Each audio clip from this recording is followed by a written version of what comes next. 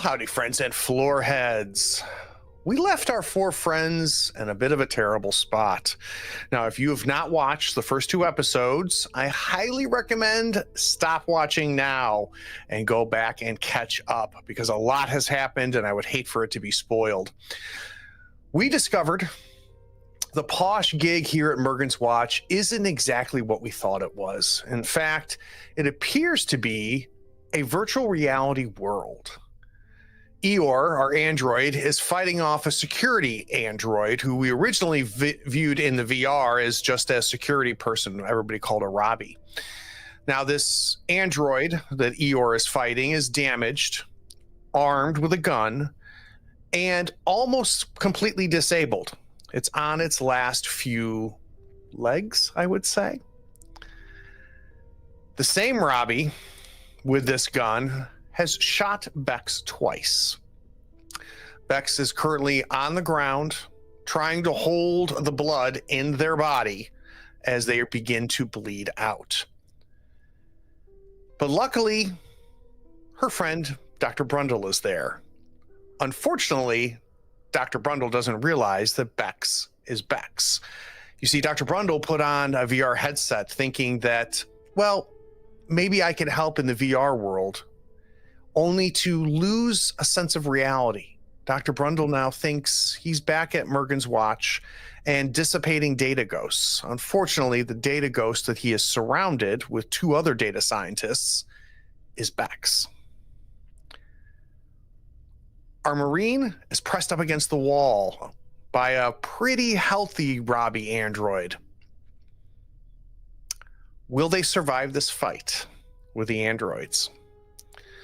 And if they do escape, will it only be to watch the station fall into the gas giant? What is behind all of this? We're going to play to find out after the opening titles. Whoop. There we go. Attention, brave viewers. What you're about to witness is not for the faint of heart. This video features adults immersed in a spine-chilling horror RPG experience. The content likely includes supernatural elements, horror-related events, and potentially scenes of violence. Fear not, for the players have set in place safety tools and discussed the boundaries of their journey into the unknown. But brace yourself, for the shadows hold secrets that may haunt your dreams. Proceed with caution. You have been warned. Viewer discretion is advised. Enjoy.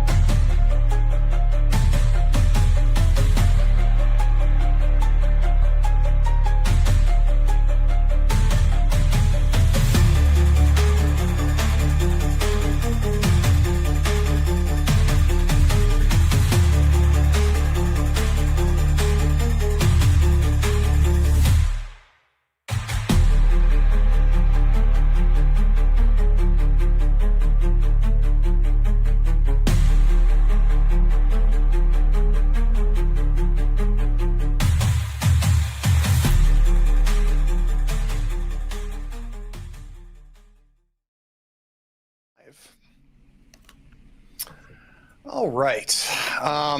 So let's get the lay of the land.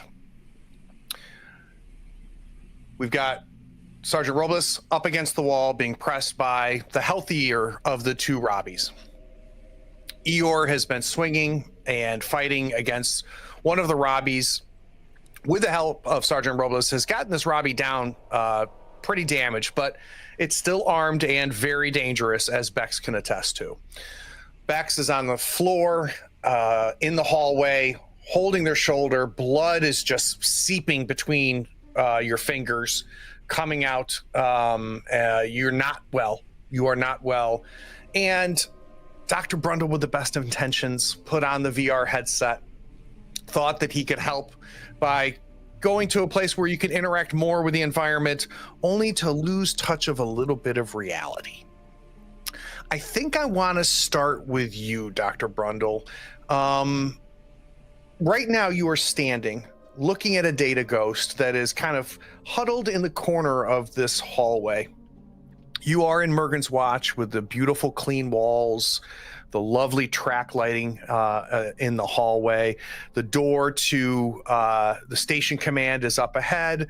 There seems to be two Robbies, a man and a woman, that are doing something with the other two data ghosts. It's not real clear what they're doing, probably trying to dissipate them the same way you want to dissipate the one in front of you.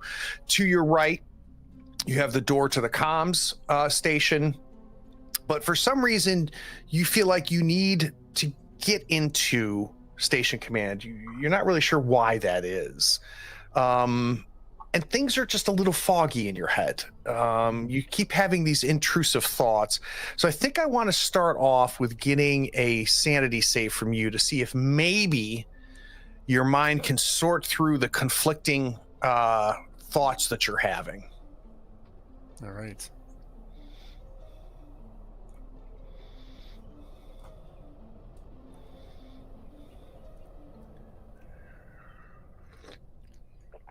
Is it clicking for you? Oh, there we go. Okay. So Rob was kind enough to remind me that when a scientist fails a sanity save, everybody gains stress that's around. So I need my other three characters to also add one stress. So help me out here. What do we think is happening in Dr. Brundle's head? So there's definitely this compulsion to, be back in Mergen's watch. And when we were rounding up the data ghost before, Dr. Brundle was really focused not on, he didn't want to dissipate it, but rather kind of wanted to study and interact with it. So, he's I'm still saying, don't rush in. Let's take this easy, guys. We don't want to lose this opportunity to learn more from the data ghosts. So I think I'm actually going to take your initiative and push it to the enemy's side. So you guys won your speed test. You guys get to go first. Right now, I think we need to treat Dr. Brundle the same way we're treating the other two data scientists that are standing next to him. Because Beex, as you look up right now, what you see is Dr. Brundle. But he's wearing that headset. Next to him are two other people wearing the same types of headsets that you were wearing at some point. They physically are in much worse shape. You can tell that they have been in this VR world far longer than the four of you. They're severely emaciated. They still have that milky bag on their shoulder that's fed into their arm. And some of their teeth have rotted out. You can see the structure of their bones of their face because the skin is just stretched across. Their fingers, the nails are long and knotty, and the knuckles are protruding and swollen as they start to descend on you. But who I want to go first, I think I need to find out what Eeyore is doing. So Eeyore, you are standing there. You have been battling against this one Robbie that has been trying to shoot Beex. You've got right across the hall from you, you've got another Robbie with his back to you that's holding up Sergeant Robles. What are you going to do? I need to try to finish off this Robbie here. I need to disable them so that I can go help my friends. So I believe I still have a stun baton in my hand, and I'm going to try and whack him. And it's been working pretty well so far. You've done a good bit of damage here. Let's see if we can't maybe even finish him off. So give me a quick combat roll by clicking on your stun baton. Oh. Come on. So this is again a situation where I think you're hitting him, it's just, I mean, he's made of metal, and we hear the baton just go clank against the metal, and it kind of stumbles back a little bit. The hand that's holding the one arm that's closest to you is the one you've disabled at this point. The other one is holding the revolver, and you're knocking him about as he's trying to now navigate and shoot. But I think to Bex's good luck, our new friends are kind of blocking its line of sight. I don't think it has a clear shot at Bex right now. Who wants to go next between Bex and Sergeant Robus? Living in two different spheres right now. Yeah, I guess I could try to not die. That's a good idea. Okay. And so I am pressed up against the wall, but I still have function of my arms and legs. You do? I do. And so what I am going to do is use my thumbs and try to press his eyeballs back into his head. Excellent. And the head of this Robbie is human-like, but it's not a human simulation the same way that Eeyore is, right? It doesn't have skin. You see the metal. It's almost skeletal. The face itself. It's got red eyes, kind of set back, so you can definitely try to get your thumbs in there and disable its ocular abilities. So let's do a quick combat roll. So if you go to your main skills and click on combat, or you can go unarmed if you want to stay with weapons too. I'm going to do my hand-to-hand combat. You definitely are. Yep, so that'll help you out using that skill. All right. Maybe hit the right dice. A good one to roll well. Can you do that for us? Hopefully. 35. That is a success. Now, let's go ahead, and I'm trying to remember. Let's bring up your sheet here. I'm trying to remember your damage for hand-to-hand. Let's go to weapons. Unarmed is damage 4. Straight up just 4 damage. That's excellent. So I'm going to go ahead and bring it down. Now, this is not enough to cause a wound. It's only got 1 health left before it takes a wound. So this one is on the brink of taking a wound, which will trigger a critical injury. And we never know exactly how, that critical injury could be anything, including disabling him. So you've got your thumbs on him, you're pressing, and you can feel that the protective glass over each of its ocular nodes is giving into your pressure. I'm going to have it let go of you. As it's now being blinded, and so it lets go of you. You fall square on your feet. You've got your head around your hands right around its head. You're pressing in on its eyes as we go. This goes to now Bex. Yeah, Bex. I am not feeling good. Yeah. How close are the scientists to me? They're moving closer. Unfortunately, they both seem to be starting to lean down towards you. But you've got they're not within your arm's reach yet. Which means you are not in their arm's reach yet. So you've got a second.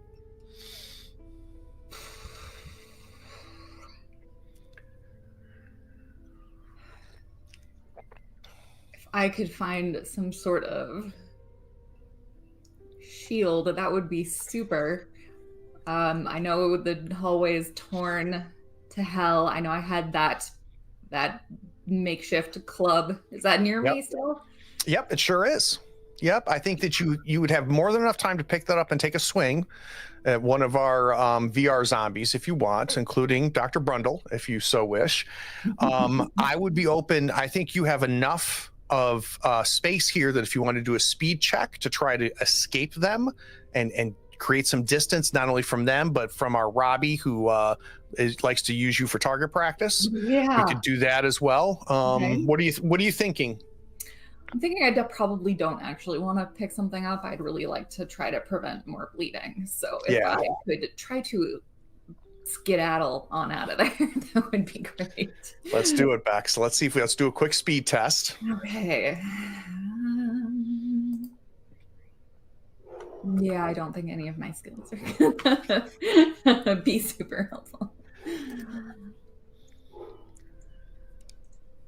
Oh yeah. Very, very nice. So walk me through this. Where you're going to end up is you're going to end up kind of around the corner back into the main hallway that kind of goes through the entire length of this section of the station. How do you get away, and what do you do once you do get away? I'm envisioning this kind of hunched over, run, stumble, a rumble, if you will. I think the main thing I'm looking for right now is just to get distance. So that is the priority. Hopefully nothing is around that corner that will make that difficult. Focus on distance as quickly as possible. So you turn that corner, the hallway, thank God, is empty.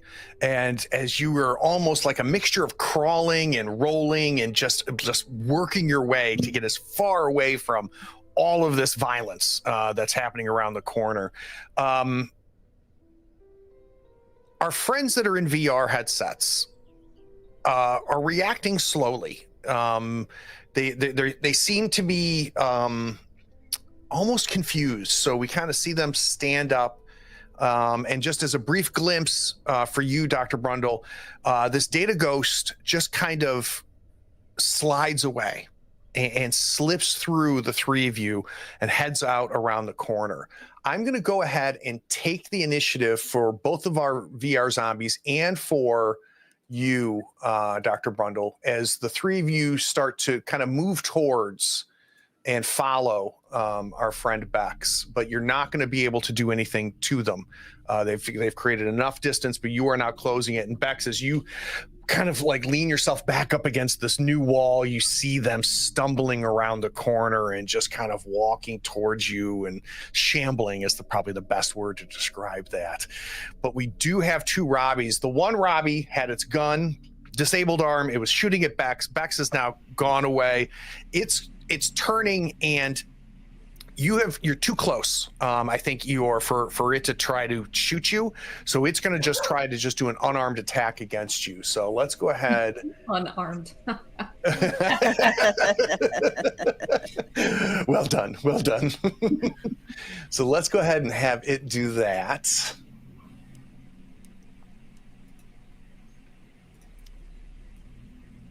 And it hits you, and it's going to hit you for 5 points of damage. What does that do to you? Oof. Okay. What is your current health? We're now at 6 of 12. 6 of 12. Okay, and we've taken no wounds so far, right? I have one wound already. Oh, you do? Okay. All right. We don't win. You have a total of 2 or 3 wounds? I have 3 wounds.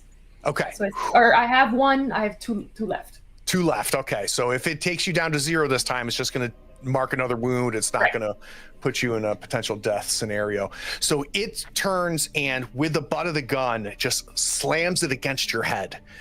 You again go up against the hallway. You're actually right into the door of the command station that you're trying to get into. It makes your knees weak. Your systems are trying to reorient and regain your balance. All right. Everybody's favorite Robbie is now got its head firmly in Sergeant Robles's hands. It is going to try to also take a swing at you, but it's going to be at a disadvantage because of what you're doing with its eyes. And it fails, so it's flailing at this point. Sergeant Robles says, you've got its head as you're pressing its eyes in. It's flailing and it's hitting you, but it doesn't seem to be doing any bit of damage to you. Maybe some bruising on your arms. If there is a tomorrow, it might hurt tomorrow. But right now you're doing okay.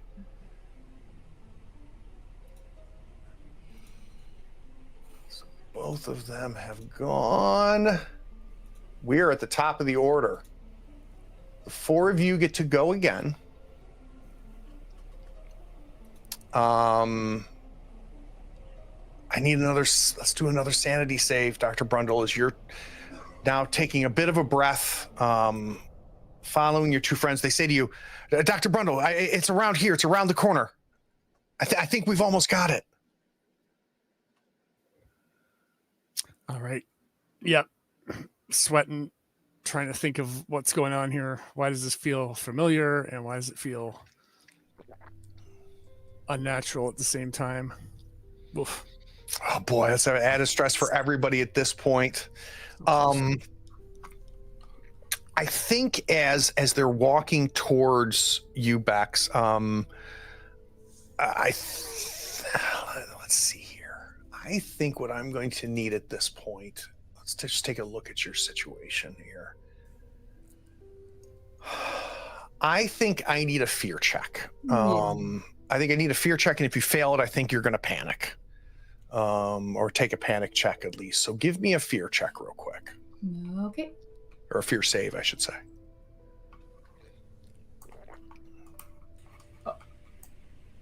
Is Bex close enough to me? Oh no, Bex is around the corner. Okay. Yeah. So yes, no, you're lucky, because normally when you take a panic check near an android, things are not going to go well. Okay, your stress now is at 8. So you're going to take a panic check. And what we need you to do is roll higher than an 8. So you're going to roll a d20. It'll be automatic when you click on it. I would like to take advantage on a panic check. To take advantage for this session, let's do it. So choose advantage. Okay. Let's roll 2 high numbers. How does that sound? Good for you on taking the advantage, because one of them was a 7. You were successful for 12. You're definitely scared, right? You failed that fear check.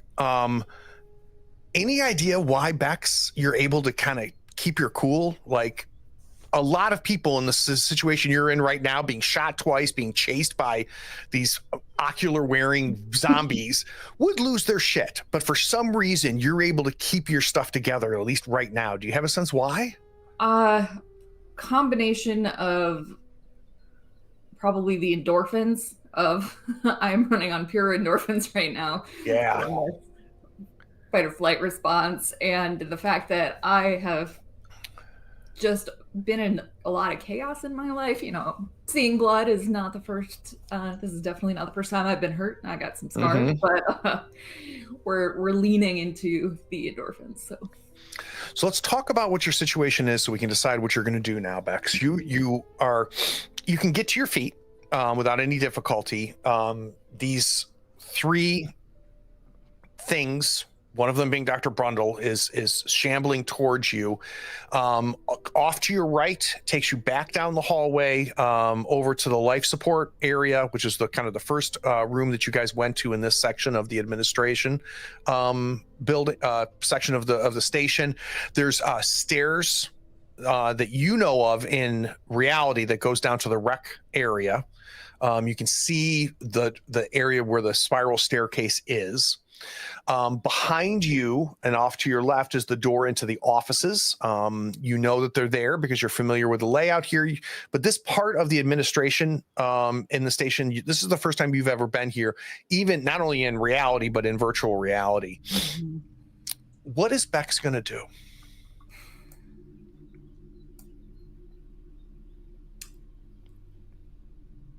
From what we know before, how difficult is it to rip off a headset?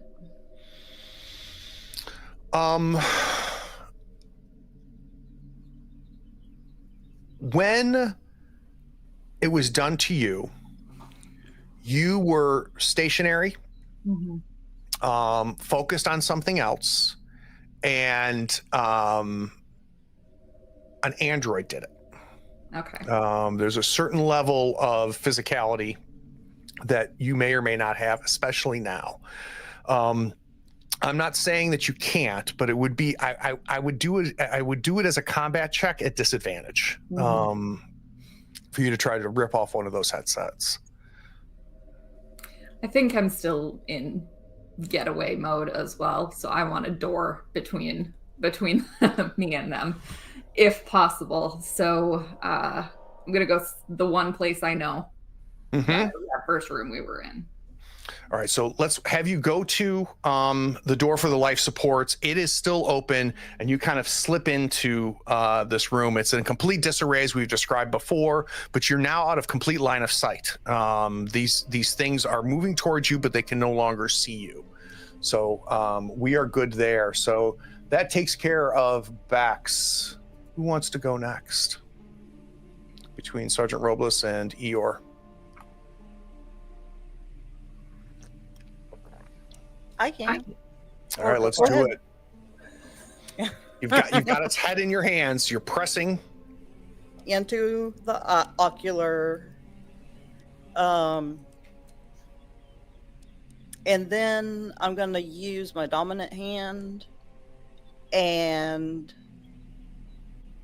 do a big, mighty scream as I use my palm of my hand and go up his nose. Excellent. Let's do that. So let's do an unarmed combat check. Let's do this at advantage, though. So use your skills. Let's roll it at advantage because I think you definitely have the upper hand right now because you've effectively temporarily blinded this Robbie. Well, if I could. So if you go to weapons, you should have unarmed there, and you should be able to click on it. And it should allow you to add your combat skill and then advantage. Is it working? Oh, yeah, it is. I can't read. Reading's tough. That's why we go to school for it. Yes. All right. And we're doing this at advantage. We are going to do it as an advantage. Oh, God, for a second, I thought it was a 33. I was getting really excited. So 32 is a success. You do 4 points of damage. So you press and slam your head or your hand into its thing. You're going to do 4 points of damage. That's going to put it at 7 health, but with a wound. And the type of wound effect is blunt force. Let's click on it. Let's see what its crit is. Ooh, leg or foot broken. It's going to be at a negative on speed checks. So walk me through this because you're going to break its damn leg. Okay. So as it reaches for its nose and trying to get my hands off its face, I will kick him in the patella. Mm-hmm. Which will break, and he won't be able to bend his knee, so he's going to be shuffling. Yeah, I mean, and this is all, it's taking us, 5-10 minutes to go through the combat so far, but this is all happening essentially at once, right? You grab its head, you press in on its eyes, it's flailing and hitting your arms, but your elbows are up, kind of blocking its blows as it's going to it. You shove it back and you just slam it, and at the same time, it buckles, its leg buckles, and we just hear a Kung clang as the metal of its body falls and hits the metal of the grating on the floor below. Sergeant Robles, you are standing there. This thing is at your feet and it's trying to move, trying to get itself back up again, but the leg fails on it again as it does that. It's at your feet, Eeyore. The other one has slammed you up against the wall. You are in arm's reach of both of these Robbies at this point. I think that getting kind of like thrown back into that door and my system's kind of needing to refresh there. I like the sound effect. Something clicks for Eeyore. You have a computer inside of you. You need to be using what you have to your advantage. So she is going to try and disarm the one with the gun. Mm-hmm. But she's going to use her eyes to figure out mathematically the right angle that she needs to be hitting it at in order to get the gun out of the Robbie's arm. So mechanically, what are you thinking here? Thinking just a straight combat check? Are we trying to get a bit of an edge here, do you think? combat check using my mathematics skill that I have? Love it. Go ahead and do a combat check. Add your mathematics skill to it. And let's see if we can't take care of this Robbie, this armed and dangerous one. Oh, you are trying, and you're hitting it, and you keep hitting its forearm, and you can see the forearm like buckling to you taking the stun baton up against it, and it's not letting go. So you're kind of keeping it at bay a little bit, but we can't seem to finish this one off. That is very frustrating. Speaking of which, let's go ahead and see if it's able to do any more damage to you, Eeyore. Let's have it do another unarmed. All right. It seems to want to hurt you, and it's having some success. I need you to take 2 damage for me. That still does not put us in wound territory, does it? No. All right, good. So you guys are wrestling back and forth essentially. It's trying to hit you. You're pushing it away, hitting it with a stun baton. We've got a very violent slap fest happening between the two of you. The one on the ground is going to try to grab at your leg and try to hurt you, Sergeant Robles. Let's see if it's successful. It is not. So it is flailing as it's trying to get up, as the leg keeps breaking, and it's hitting at your leg, and without too much difficulty, I think you're able just to kind of step to the side to get out of its range. Our 3 headset wearing shamblers are moving towards life support, getting to the door. When they get to the door, I don't think they see you, Bex. Where do you think you've hidden? Remind me the layout of this room a little bit. Sure. Yeah. So the life support area is got a series of like rows of computers. In VR, it was pristine, and you guys looked at, I think it was Dr. Brundle that looked at it in the VR, and it's like everything's good, like all systems are working perfectly. Now it's a bunch of flashing red screens, and I think there's a couple opportunities for you to hide there. Like for example, let me go back and look at the map real quick. If I remember correctly. You also, there is a air vent in here. That's how you got there, right? And that from the lab. So if you wanted to get up into that air vent, you could.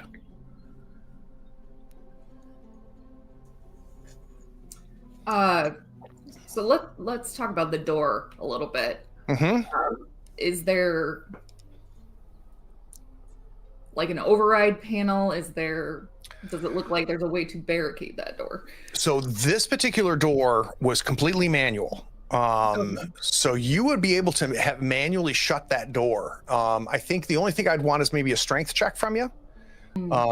If you wanted to physically close that door on them before they get to it, instead of hiding, I'm good with that if you'd like. Yes, I would like that. Let's do a quick strength check.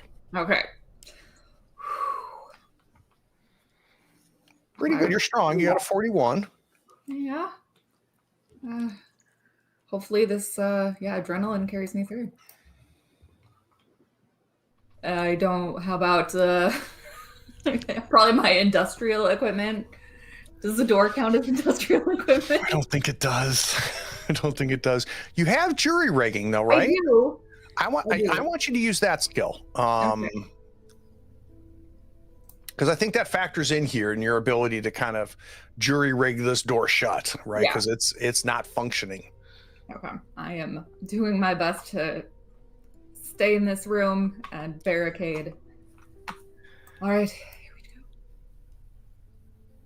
here we go. Oh, so I think what happens is as these VR headset beings are shambling towards you, they find you like with one hand on your wound and the other one you're just trying to shut this door. You've got it about a third of the way shut, but it's clanging and creating all kinds of noise, unfortunately doing the exact opposite of what you were hoping for.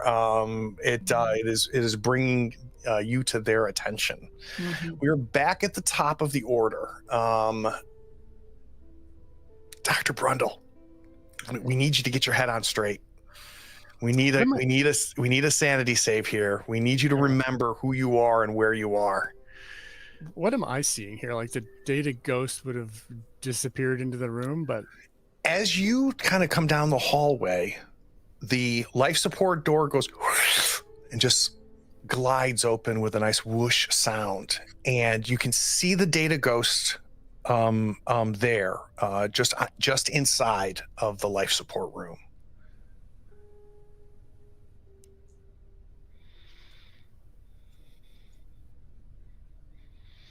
God bless. I mean, the temperature here is nice. The air smells and tastes clean, and the panels are all telling you green system, green system, green system. I mean, yeah. I can understand why Dr. Brundle is just unable to realize that this isn't perfect. And I'm not feeling well, which reminds me I really should keep my appointment with Dr. Emma. Ah. Do you say that to your two compatriots? Sure. I think I'm just talking out loud all the time. Okay. And I don't know if my talking out loud, I can't remember if it happens in both, but definitely in It only happens in VR. Yeah, in VR, right? I'm narrating myself as I have done. So the one guy turns to you and goes, "No, Dr. Brundle. I'm sure you can see Dr. Emma later. This data ghost is right here. Paul and Luke have made it really clear, like, this is a priority. So just stay with us a little bit longer. Let's dissipate this thing, and then we'll go with you to go and track down Dr. Emma for your appointment." I guess that makes sense. Well, it's completely, at this point, I'm not going to make you do any types of roles here, Dr. Brundle. You get to decide, is that convincing enough? Or do you think what would Dr. Brundle do here?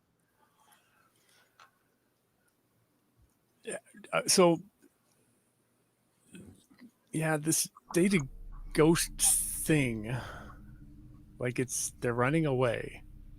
If I can, there's some part of his brain that's trying to leverage in the right direction here. And so maybe that subconscious piece is finding a fulcrum to say, no, I really don't feel well. I think I need to go see the doctor now and try to make a break for it. So I think you start to wander off, and you're going to head off to get to the one of the lifts and get up to Dr. Emma's office. So I'm completely good with that. And the other two are like, well, no, doctor. All right, we'll take care of it ourselves. Slightly helping the odds. Sergeant Robles, Eeyore. Okay, so the Robbie is on its back, flailing. Mm-hmm. As I'm a Marine, I have very nice combat boots. Mm-hmm. And I am going to stomp on his sternum. Let's do it. Let's do an unarmed attack. At advantage because it is prone. Unarmed. Get in there.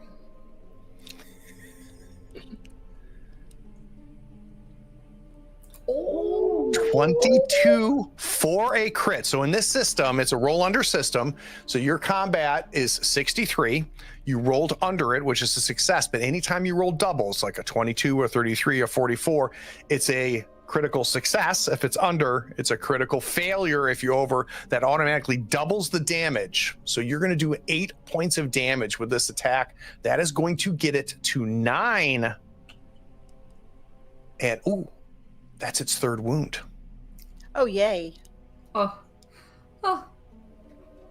It's done. Talk to me. You stomp on us and what happens? My first, I'm in fight mode, so I'm take that, you. And I start kicking it, and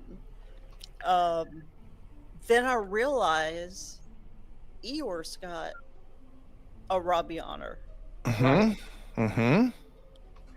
And so I've got that adrenaline going.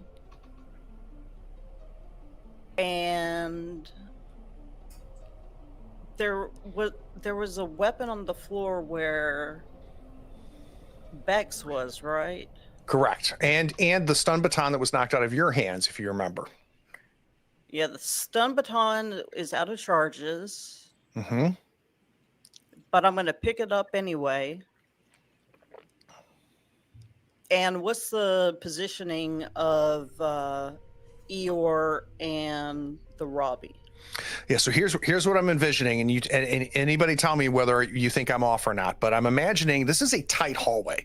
I mean, if need be, either one of you could touch both sides of this hallway with your hands if you stretched your hands out, right? This is happening in a very Daredevil-esque small space, this fight.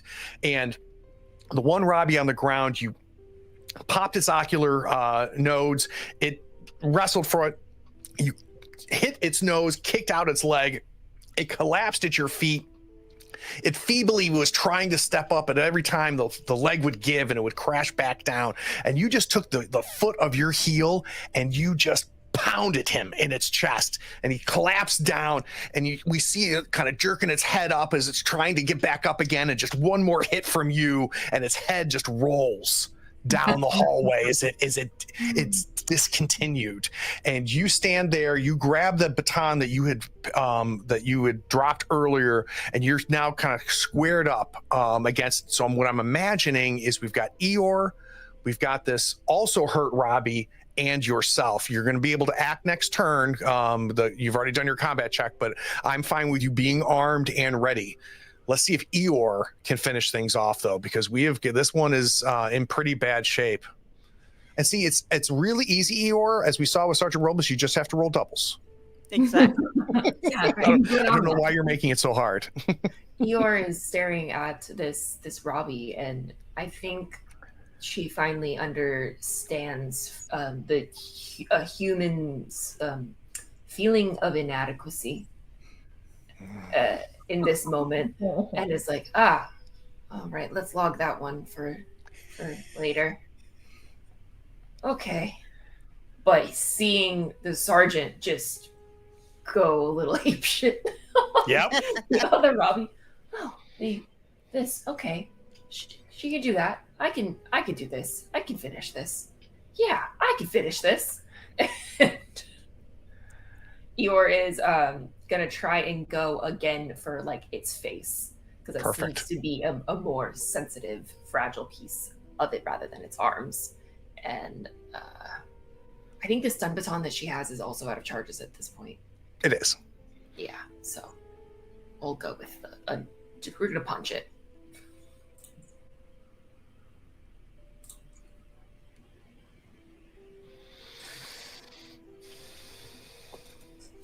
Thank you, dice gods. All right. It's 7 health at this point, but you have knocked it back. It's down to its last 7. You've already done 2 wounds to it. It's stumbling back.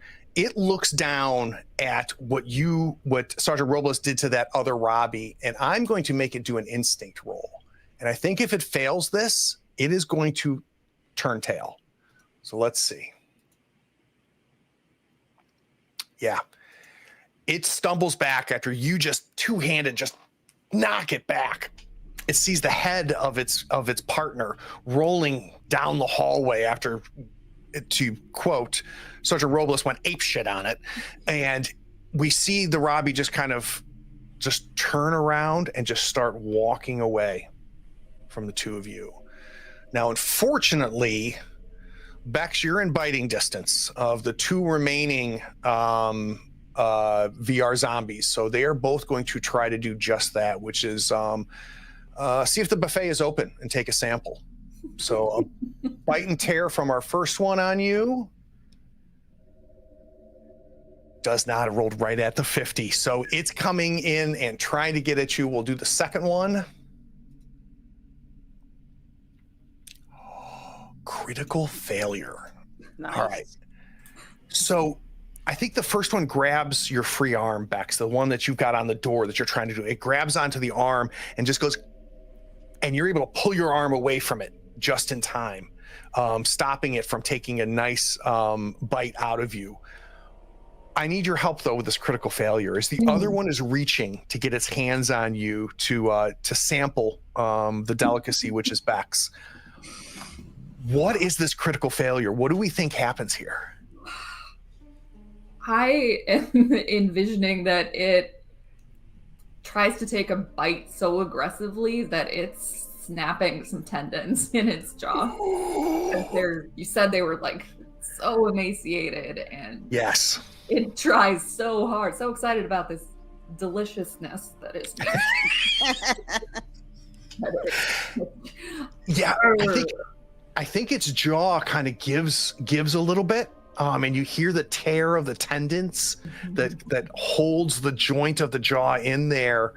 I'm actually going to go a little bit further, if you're okay. I'm imagining maybe you're able to take your forearm and knock him as it's going for that bite. Not only does the jaw hit, but I think that you crash it into the door, and we see the VR headset break. And it immediately causes it to collapse at your feet. So I'm actually going to take it out of the combat. So you now have got this body at its feet, and we just see the sparks coming off of this VR headset, which has a huge crack across it, and it's just on the floor, just kind of like twitching and almost like in a spasm, as the other one doesn't seem to be paying any attention. It didn't get quite a bite. We're back at the top of the order. Everybody gets to go. Dr. Brundle, let's talk about you finding Dr. Emma. And I think that is going to be in habitation is where I think that is. I got to figure out where is Dr. Emma going to be? There's a med bay down on floor 1 in engineering. Okay. I kind of imagine though, like Dr. Brundle just he's walking along the hallway to the elevator, right? And there's all this, there's Sergeant Robles trashing a Robbie and Eeyore smashing it, and this other one behind him. And he's just walking along. He gets into the elevator, and the doors close, and girl from Ipanema is playing on the music inside, and it's just like, huh. We're going to have you get to the door of the med bay. Next round, we'll have you going in, and we'll see if Dr. Emma is there. Bex, Sergeant Robles, and Eeyore. Let's go with you, Bex. You smashed this VR headset. The one has crumbled. You've got another one in front of you that seems pretty insistent.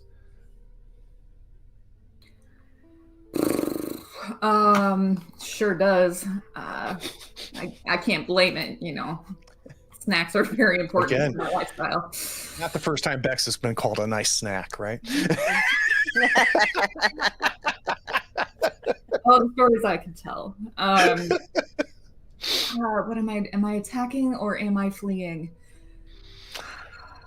You're kind of at a dead end unless you're going to try to scramble up and get inside that air vent. Yeah, I don't want to leave without my friends. I know we're stronger together. That's fair. I'm hoping it's going to trip over this prone one, get a little tangled up, so I'm unarmed. I'm unarmed attacking it. Let's do it.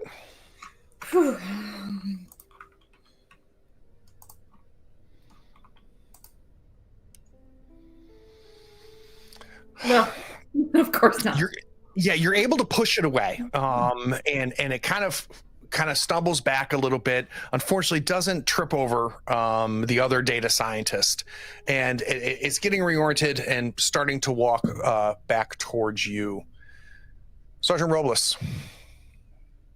We have a Robbie that's walking away that used to be on Eeyore. It still has its revolver in its hand, but does not seem interested in engaging with the two of you anymore.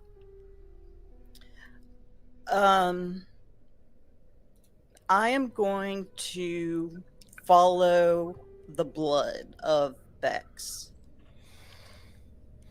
and try to find her and help her. This will mean you have to go around the Robbie. How are we doing that? Oh, around the other Robbie? Yep, the one that's walking away. Ah, okay. Well, I still have the baton in my hand, so I am... And he's walking away from me. So I'm going to get the baton and attempt to break his neck. Just... You're going to hit him from behind. That's going to be at advantage because it does not see this coming. So let's just do that stun baton. Add advantage. Make sure you add your skill. Where's my stun baton? Stun baton.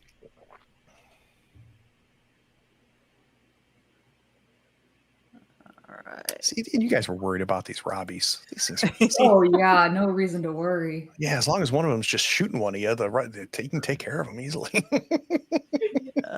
Our sacrificial Beex. I didn't realize I had a target painted on me. Boy, isn't that the truth? All right. So you're not going to do any damage to it. You're going to be able to knock it to the side, so you can go past it. Are you going to stay there to continue kind of trying to disable it, or do you want to move past it and keep following Bex's trail? I think I want to try to disarm it. Okay. Next round. Which is fair. It's got a gun, right? So I can see, you kind of pressing up against it and realizing, oh shit, this thing's still armed. So we'll definitely have that for next round. How about you, Eeyore, as you see Sergeant Robles running past and attacking the retreating Robbie?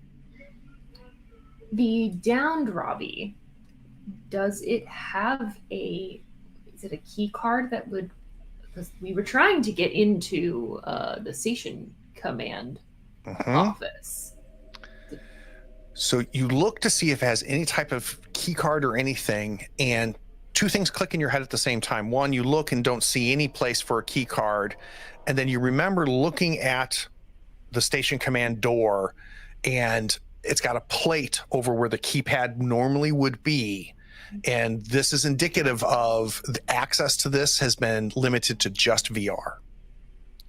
So the only way you guys are going to be able to open this door is in VR. Okay.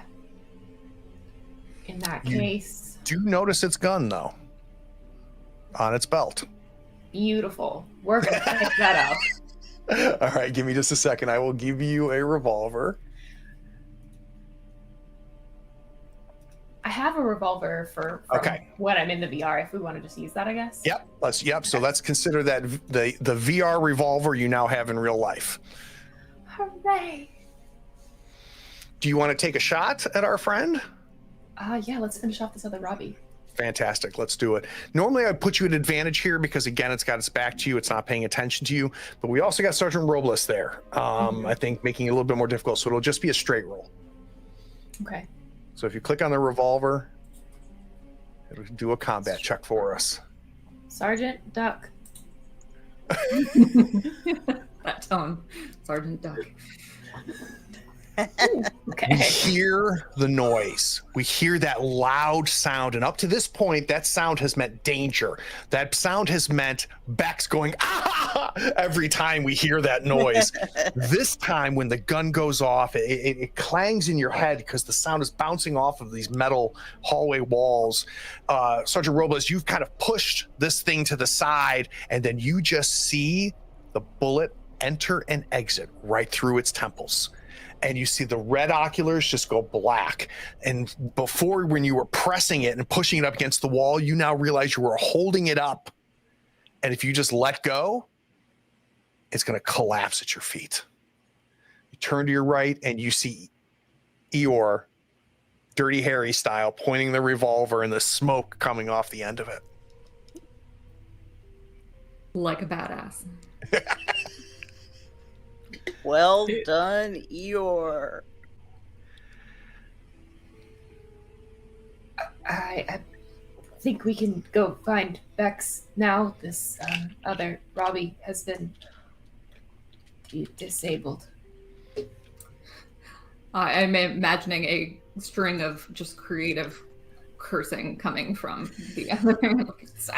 Don't bite me, you Yeah, damn it. I'll take out your...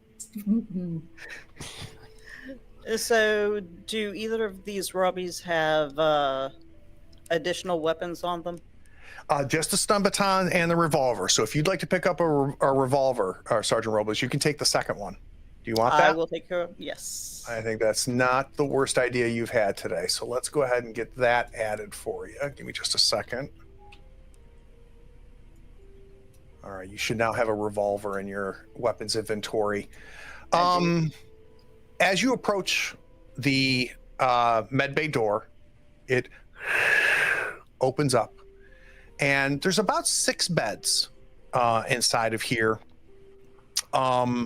There's one woman lying on one of the beds. Looks like she's either asleep or potentially maybe under anesthesia. And there's Emma. She's got her tablet. This beautiful, lush red hair, a very attractive woman. She's wearing her lab coat, and she turns to you and she goes, "You made it. I'm glad I didn't bet against you, Dr. Brundle." I'm glad you didn't. But I'm feeling. I don't know what this feeling is. Perhaps it's anxiety, confusion. Not feeling well? I'm definitely not feeling well. Well, here, and she kind of pats the paper on one of the beds. She goes, have a seat. Let's take a look at you. All right. So you hop up there. She does takes her scanner, and she's scanning you. She's feeling under here, getting your pulse. She's taking the pen light and having you follow the pen light. She's doing a full physical on you when Luke walks in. Let's cut to my android, my Teamster, and Sergeant Robles. We've got one more attack on you, Beex. This is before your friends get there. So we're going to try to do that's not who I wanted. I don't want the Robbie. My Robbie's done. I do want my VR zombie.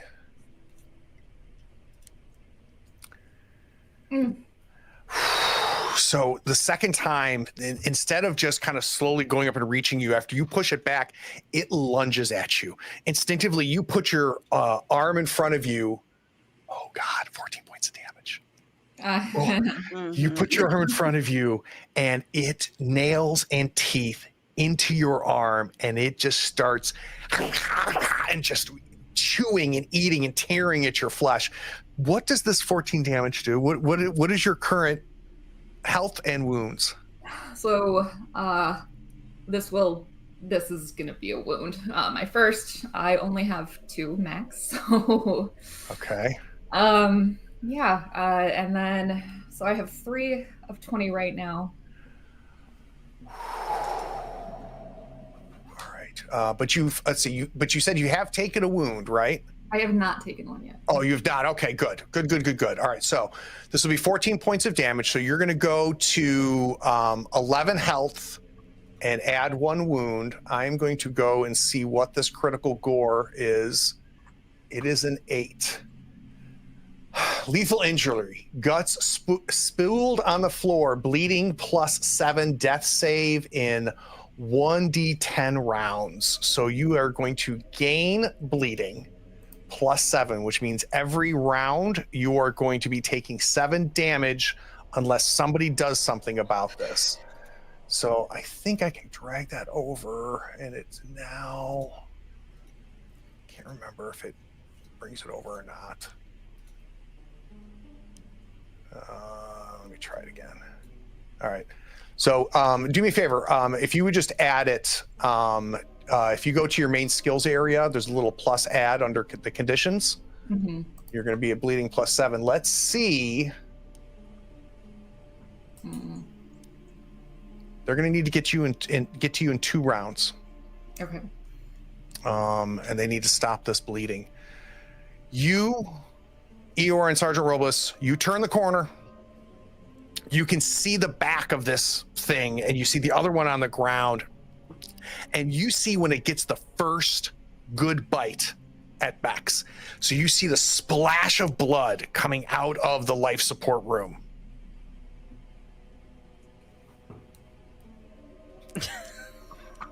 What is my current health? I didn't do that math in my head.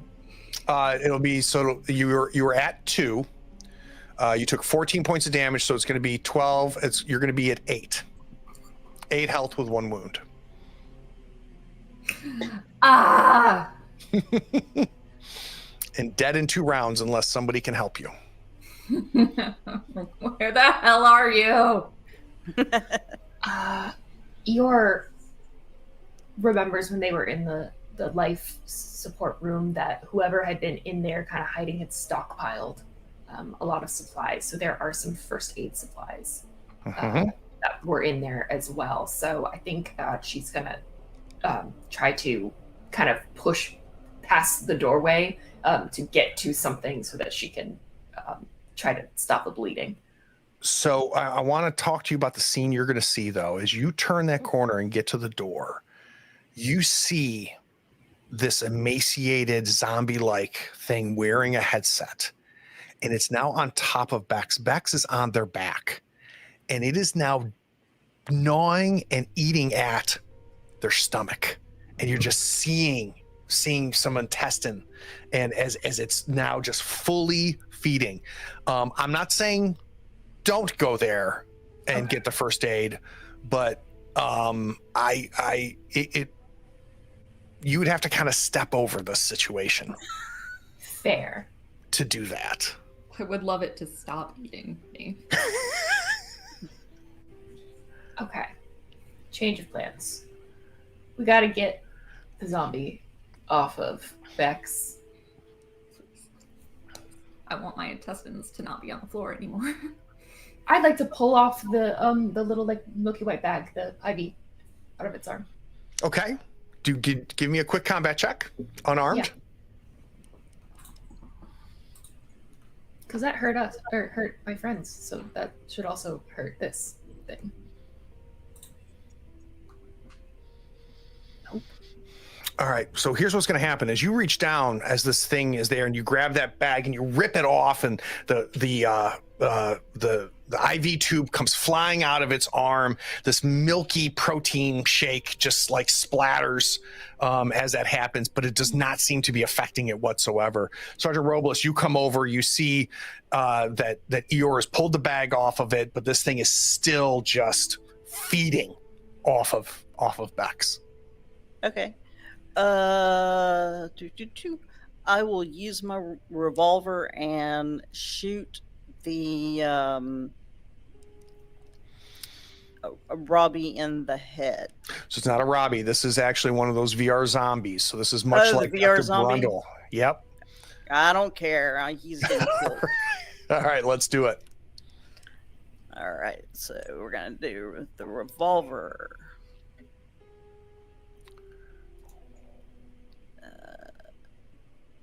Could I use military training on this? No question. All right.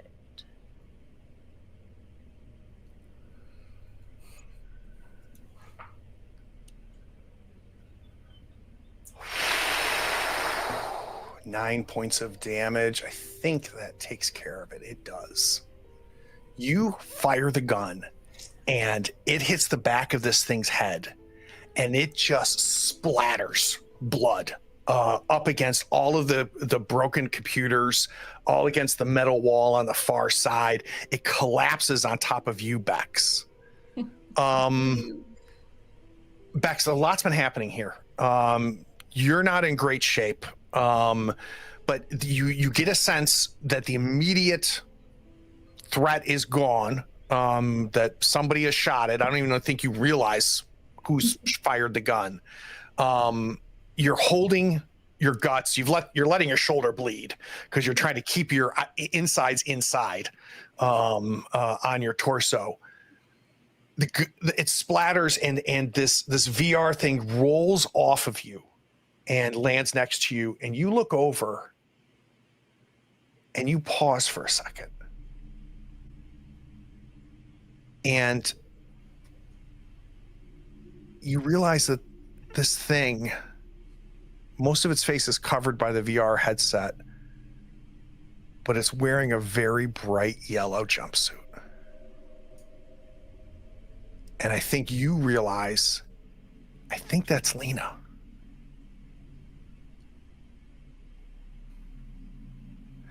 Let's go back to the med bay. Emma's looking at things. She goes, yeah, Dr. Brundle, I'm getting really strange readings. And Luke walks in, the captain of the station, and goes, Emma, I'm sure he's fine. Do you mind stepping out, Emma? I need to have a conversation with Dr. Brundle.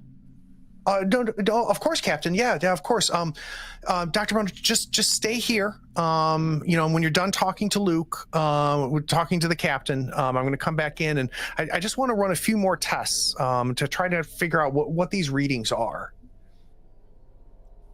Okay. She steps out, and the door closes behind her. It's just you and the captain. Let's get a quick sanity save. Yep.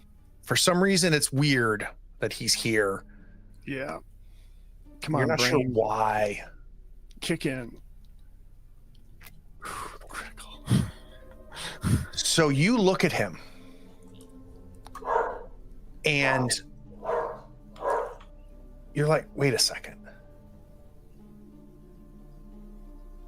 And you're going to piece together that this is VR again, that this is not real, and all of it's an illusion. Can you walk me through the steps that happens inside of your head to get you there?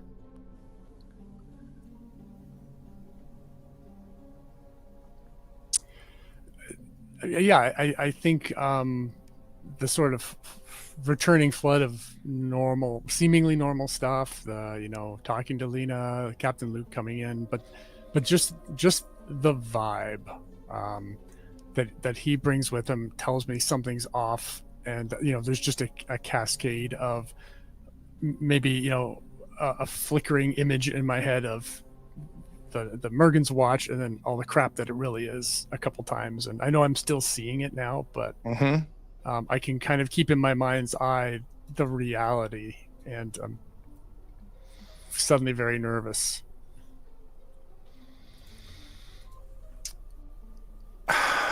And the door closes. Luke comes over and he goes, it's good to see you, Doc. It's really good to see you. Kind of wanted a quick update on the data ghosts. How are you and the team doing? I've noticed kind of some strange readings. We were, tracking and making sure that everybody was good, and we kind of lost track of the team. I'm happy to have found you, though. And he hops on right next to you. Hops onto the bed and kind of puts his arm around you, and he goes, what's going on, Dr. Brundle? We found more data ghosts. We thought we got rid of them all, but there was more. And you didn't tell Dr. Emma that, did you? No, I didn't. I just came here because I was feeling unwell, but I think it was because I had some contact with them up by Station Command. I wanted to get into Station Command. Oh, you know what? I'm going to send a couple Robbies there, and I'll have them take care of those ghosts. I don't think you should worry about it. So everybody's at Station Command, you said? Well, it's really fuzzy. No, I wanted to go there, but I need you to think, Dr. Brundle. Where are your friends? Well, I last saw them in the laboratories. Oh, okay. That's odd because we don't see them in laboratories, but I'm going to send some Robbies there. Let's see if we can't find them, because it's very important to me that all of you guys are safe. I want things to go well. Did I say the laboratories? No, the garden maybe? Give me a quick intelligence roll. I want to know whether you're convincing Luke of this foggy nature or not. Intelligence. No, I can't use any of these here. So he kind of turns his head to you a little bit. You can see there's a bit of skepticism coming across his face, and it immediately washes away with this kind, friendly smile. It goes, Dr. Brundle, I appreciate your help. We'll find your friends. We'll get your little team together, the noobs, and I think that I think we should all maybe let the data ghosts let somebody else take care of it. I think the four of you have done enough. In fact, Emma, and like the door is already half open as he says Emma. Somehow she knew he was going to call her name. She walks in. She goes, "Yes, Captain." She goes, "I think Dr. Brundle. I think he's had a rough day.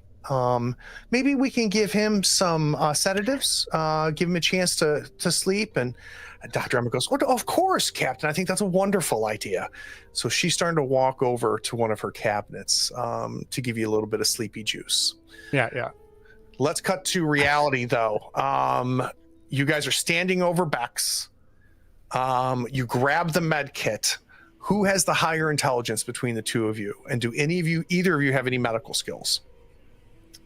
I have a 29 intellect. I have a higher intellect. Okay. I do not have medical skill though. But you do have the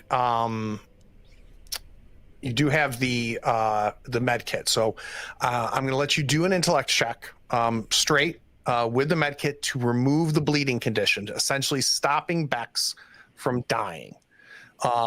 What is your intellect? 61. All right, you have a 61% chance of saving Bex's life. If you fail this, Beex will die. Let's go to break.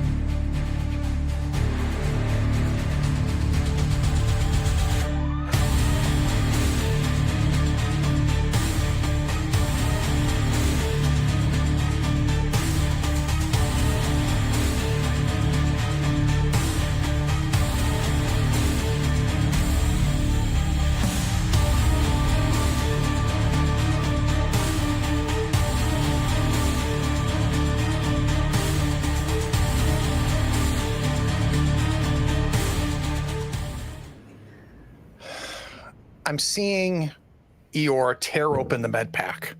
And the outside of it was grimy and covered in just fluids and gickiness. But by the time you open it up, it has stayed sanitary inside.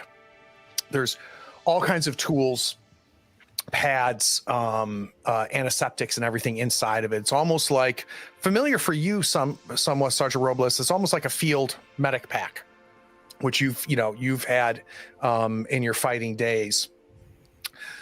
I'm imagining Eeyore on your knees, sort of Robles kind of assisting on the other side of Beex. Beex is on their back, holding and trying to keep the wound closed. As we see Eeyore going to go in and try to stop the bleeding. And not only the bleeding out of Bex's abdomen, but even on the shoulder itself. It's going to take an intellect roll, but first I want to go back to Med Bay. Emma opens up the cabinet, Dr. Brundle, and is pulling out an obnoxiously large syringe. You have your wits, though. You know that there's a different reality here, but you also know that what seems to happen in VR matters, that if this needle gets into your arm, you probably are likely going to be sedated. Just do me a favor, Dr. Brundle, just roll up your sleeve. As she's walking towards you with the needle. So I will start to do that. I want her to get kind of close before I bolt in the other direction. Okay. So bit of a dead end here in the med bay. You're going to have to kind of go through Luke to get back out the door. And it sounds like that's what we're going to try to do. Yeah, unless I can go back through the nutrient vats room. Oh, that's connected, isn't it? Hold on. Any exit. I'll take whatever exit is clearest. Let me bring up the map. Learn my lesson of trying to actually deal with things head on. That's not my forte. Understand. So let me go to, this is part of engineering, right? No, where is the med bay? Room 2. Floor 1, engineering 2. All right, floor 1, engineering 2. Med bay is 2. Yes, you do have, so you could go back towards the nutrient vats if you want.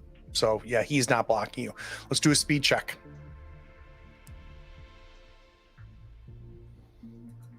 Oops. Zoology? Nope, my skills are not helpful. Okay. All right. So she's coming towards you with a thing, and you jump up and just head towards this door. I pommel horse over this table, probably slide on the paper, but I, stumble out, break through the door, and I'm just like throwing nutrient vats on the ground behind me as I'm scrambling through. So the door opens automatically when you get close to it, a la Star Trek. And you walk into it, and this is basically a huge nutrient recycling area. It's pristine and gorgeous. There's tubes and fluids going everywhere. You know, as a scientist, what happens here is waste is reconstituted and nutrients are pulled out of the waste, and new proteins are bonded in a very sanitary, nutritious sort of way as you come to this vat area. Emma goes, "Oh, no, Dr. Brundle, no. I'm good at time-sensitive lab. I got to get back to. Eeyore, I need an intellect roll." Craig, I'm going to convince you that I can use psychology on this roll as well. All right, let's make your case, Eeyore. Eeyore's goal has been trying to understand the human mind and psychology. So they are always trying to learn and poke at, and something that they have learned through their studies and so far is that in a life and death situation, humans like to cling on to some sort of faith, regardless of what that faith is in. So Eeyore's wants to try and leverage that, looking into Bex's eyes as about to hopefully stop all of this bleeding and say, Bex, you are going to be all right. This is going to work. You need to believe me. I absolutely love it. You can use that skill. Okay.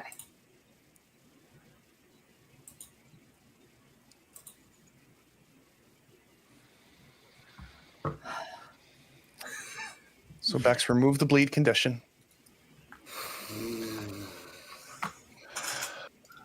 Sergeant Robles, with your help, Eeyore is able to kind of patch up Bex and at least stop the trauma and literally save Bex's life.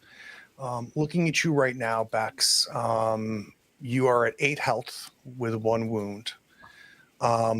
If you can get true medical attention, you will be able to do a body save to recover all your health, not your wounds.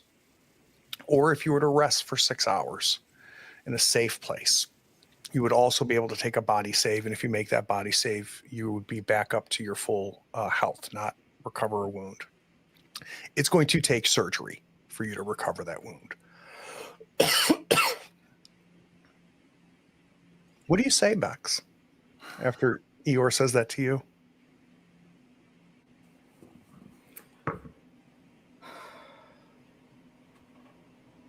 What do I say?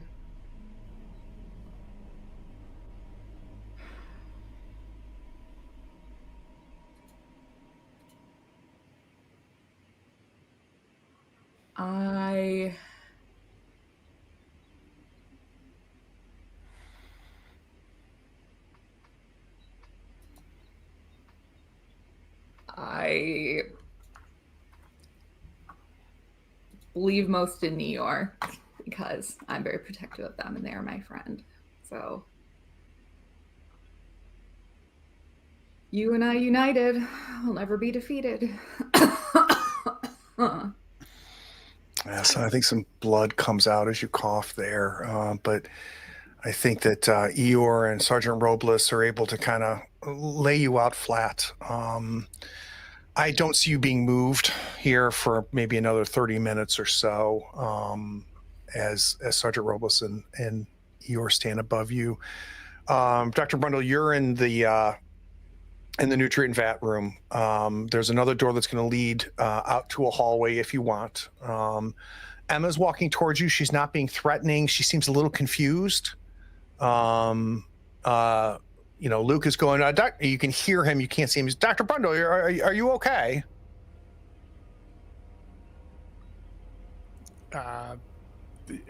Everything's good. I feel much better now. And I'm just getting out of there. Okay. All right. I'm going to loop around to head back to the elevator. All right. They're not chasing you. In fact, even a small detail of Robbie's, 2 women and a man will just walk past you as you head to the elevator. So are we headed back up to try to catch up with our friends? Yep. So that's a little nervous. I kind of give them a friendly wave. So you have full access to the airlock doors. You're able to go through the airlocks. You come around and you look down and you can see Lena on the ground, along with another data scientist. You know Lena because you know Bex. What's weird is that it didn't look like Lena when it was the 3 of you standing next to each other. It was just another data scientist that you'd worked with in the labs. But this is definitely Lena on the ground with that other data scientist, and they don't appear to be alive. But you see the data ghosts inside of the life support room, 3 of them. Right. I guess I'll check Lena for a pulse. Dead. No sign of injury for either of them. No indication of how they died, but neither of them have a pulse. And I have you in full awareness right now. You know that you are in VR. You know who those 3 data ghosts are. Yeah. And so I'm going to kind of walk towards them in friendly style. Sergeant Robles and Eeyore, we have yet another VR zombie walking towards you. with the VR headset. Luckily, you recognize the patch and just instinctively know this is Dr. Brundle. But Dr. Brundle is just slowly walking, stepping over the bodies and walking towards you.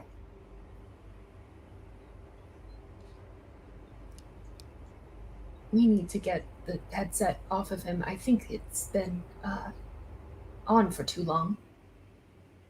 I agree.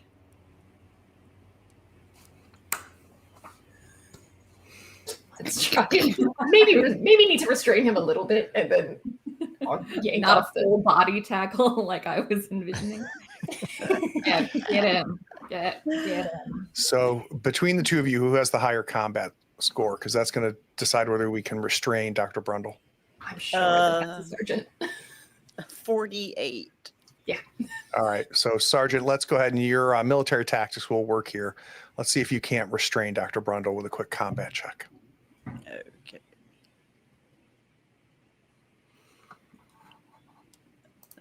Let's see. You said my military training or? Definitely. Okay.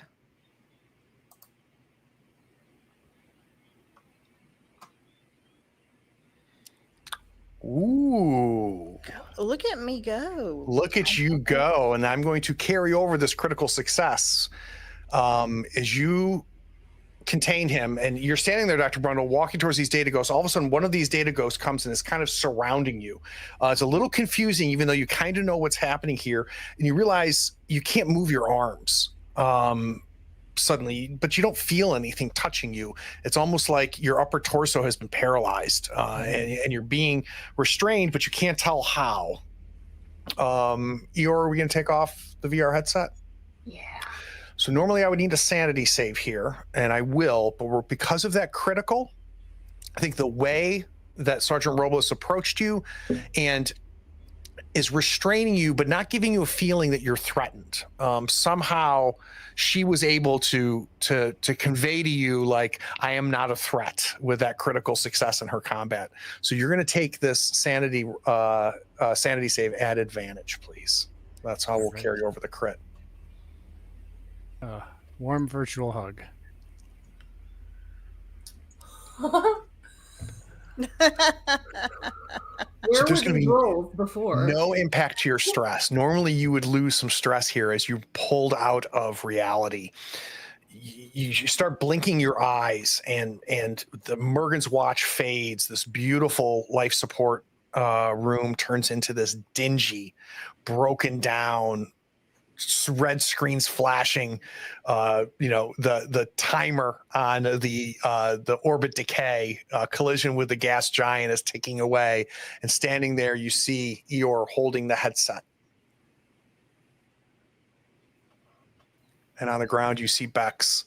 I think Beex, you might have passed out, but you can also see that Beex has gotten medical attention. Yeah, and he might I think Lena is quite concerning, and I think he tries to make the joke. It's like, oh, I'd hate to see the other one. Yeah, Lena's brains have been blown out. Oh God! In this in reality, so you see about half of her head is gone. But okay, that's deeply unsettling. And Bex. I think she probably doesn't look good to me. No, there's a lot of blood everywhere, though you can tell that she or they themselves have stopped bleeding. I guess we can catch up on this later, but we need to move. I may have told Luke you were here, but then I also told him you were in other places. So I think he might be confused, whatever he is. Well, it may not be wise to move Bex right now, but we do need to get them better medical attention. That has to be something maybe in the med bay. Yeah, we can't go there.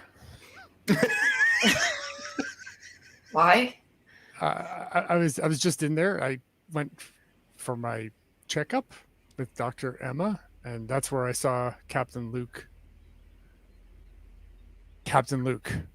He's somehow behind all this. Stating probably the obvious, but he's dispatching more Robbies to hunt us down. That's not good. Sergeant and I do have weapons now, so we at least can defend ourselves a little better.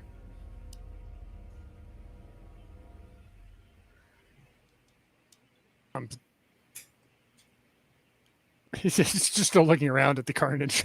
Just like, you did all this? This is Wow. not how we planned for this to go, I think. No. So, Eeyore, your assessment is right. I think moving Beex here would be a terrible idea.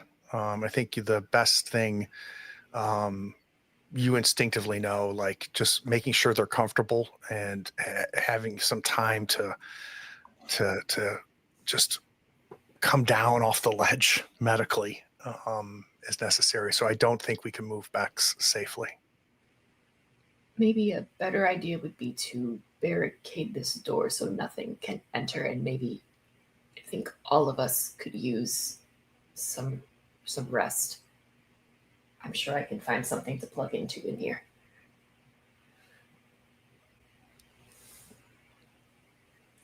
I'll take first watch. Are there shelves or something in this room that we can kind of like move in front of the door? So I Definitely. know it's a manual one, but at least an extra layer of. Yeah, there's enough debris and everything here that I think you can do a pretty decent job barricading that door. So I have no issue with that. It won't take too long. So let's have the bit of a montage as the three of you work together to get that door back closed again. You're far more effective than one-armed Beex was in getting this door closed. And using some metal, you're able to kind of brace and keep it closed from the inside. And if you want, time is of the essence, but I don't know if this is a bad idea. We can take 6 hours for the 4 of you to rest, and then all 4 of you will take body saves. And anybody who is not at 100% health would restore their health to 100% if you make that body save. Is that what we want to do? 6 hours is a short time. Yeah, when you only have 48 left. Exactly. We'll need to rest at some point. So, And we've all taken, most of us, I don't know if Dr. Brundle has taken damage at this point, but Beex definitely needs it. Just moaning in the corner wherever I'm laid up. yeah, like Dr. Brundle, it's like, I did get punched at one point. But I'm fine. But I'm better now. I'm not dead yet. I think All right. if Beex already needs to rest, then we all should take the opportunity to rest up. Yeah, and I think this will also be an opportunity maybe for the 4 of you starting to figure out what the hell you're going to do. So I think there's not only the physical downtime that's needed right now, but I think that mentally the 4 of you probably need this. So who wants to take the first body save? I can go ahead. All right, let's do a body save to see if you restore your 4 missing health. 50. Oh, the pain. I have a bruise. I got a boo-boo. No, Dr. Brundle, unfortunately, you're still sitting with 4 damage on your health. Sergeant Robles, you want to give me a body save? Where? There it is. Got it? If I can get my little pointer. Nope, can't add anything, I don't think, to this.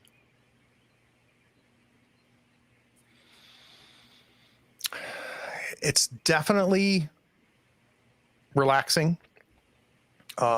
Maybe it's a function of the fact that your adrenaline, fight or flight is still kind of interesting. So physically, you're not able to restore. Let's see Eeyore's body save. I'm not confident in this one.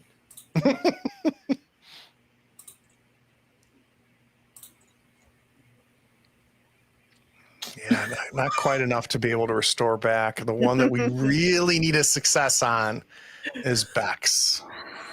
Because It's Beex, worth it if Bex gets out.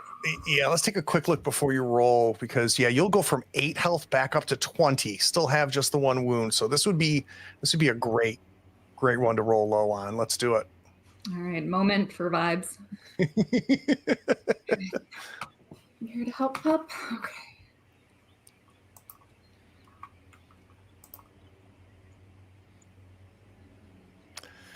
Not quite good enough, unfortunately. So you're going to stay at 8 health with 1 wound. Before we wrap up, I do want to hear the conversation that the 4 of you have. I would love to get a sense of what the 4 of you think is next.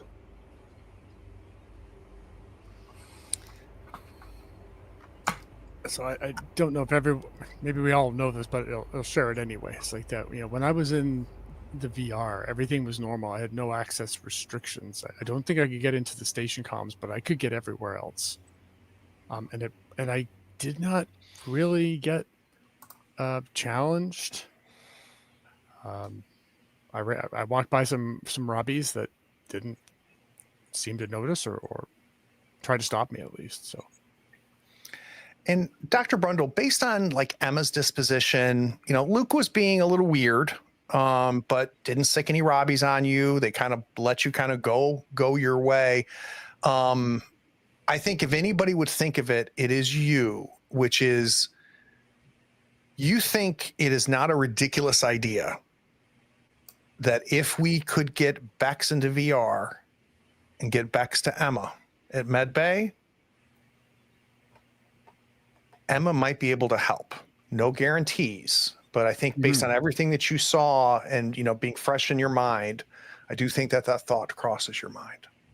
Yeah, I did run away because I was pretty sure that if they sedated me, I'd be gone. So the VR healing or treatments should be transferable. Probably smells better there too.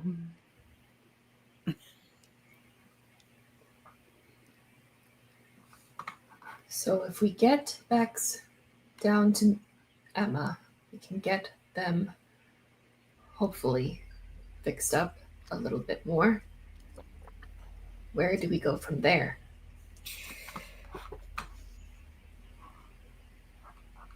And if we are wearing VR headsets, how long will it take before we forget our real reality? So the note that was scrawled by somebody Right. that we found, I think if my memory serves, it was like after 3 hours. Do not stay logged in for over 3 hours. Yeah. Mm-hmm. But how long does it take to fix somebody's bruised intestines? I think Dr. Emma would know. Mm-hmm. But you guys have to fix. If the whole ship falls into a gas giant, we're all roasty, toasty. So, Exactly.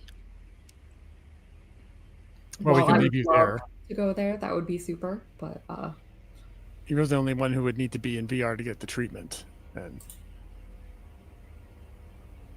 we'd come get you. I don't want to eat anybody. Not my kind of snack. We will come back and get you. And to be clear, they wouldn't be able to get there by themselves. We have to take them there and then. How the hell are we going to get all the way down to the med bay?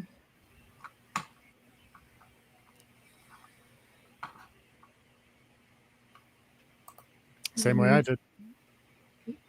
The elevator? She's pro. The elevator. How are we gonna carefully handle her or them so they can't get more wounded.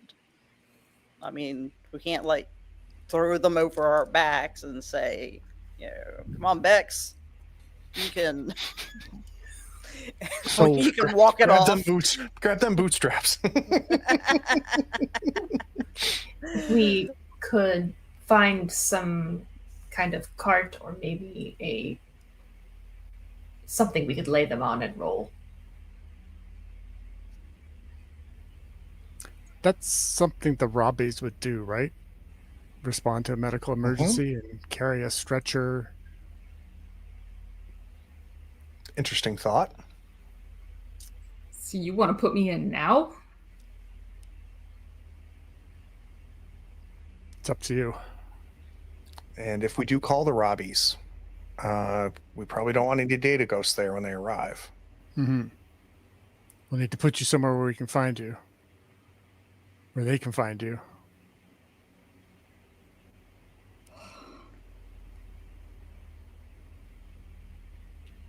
This is asking a lot, but it's also to keep you safe and alive. Well, how are you going to fix this station without me? Let's be honest here. True that. Right, so you cannot die before you help us fix it. That is illogical. If you had intestines and you had recently seen them, rationality might not be at the top of your list.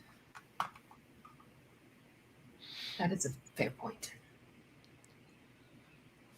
Well, how do we... Okay, say I go in, they fix me up. You somehow get back to me. Get me back to here. Where do we go to get us in the right orbit? The systems are failing, but we cannot access the computers in reality. But when Dr. Brundle tried to access them in the virtual reality, they didn't show any errors.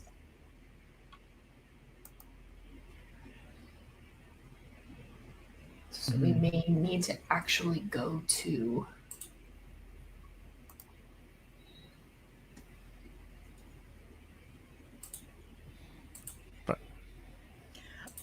Oh, I've got an idea. All right, so the data ghosts, which are us, Dr. Brundle could put his VR back on momentarily and say, Vonnie, I found somebody injured. Can you call the Robbies to pick her up?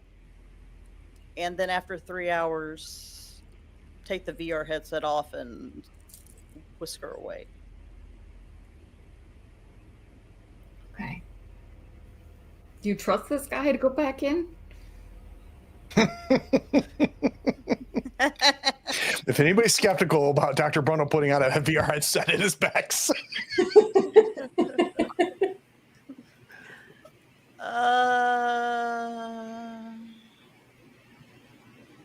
Who would have...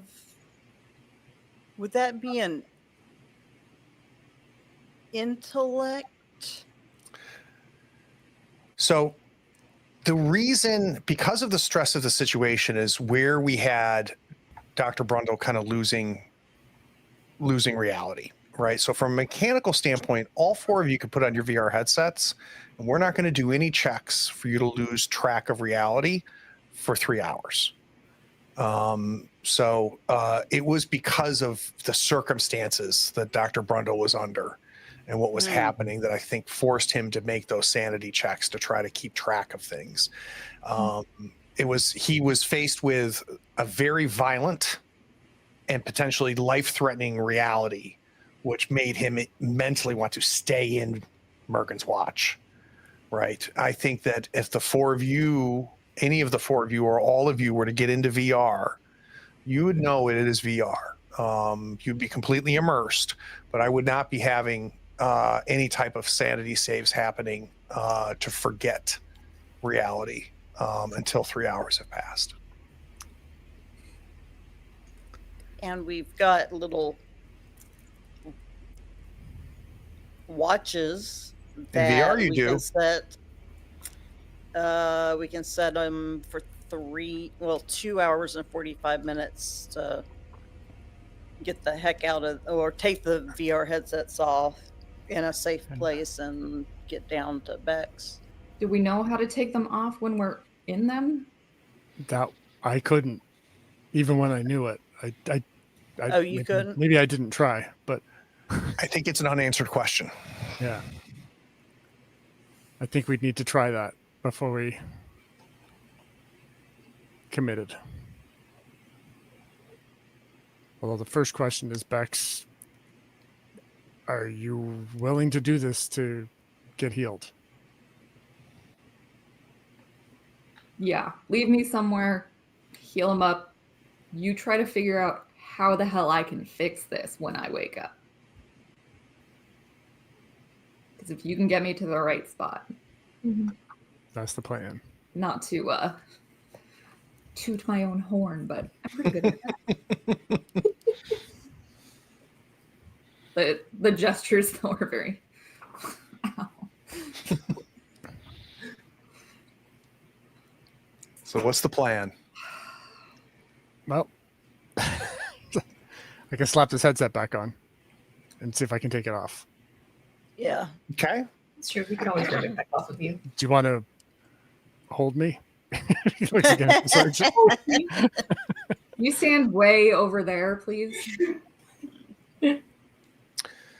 So, Dr. Brundle, you put the headset back on.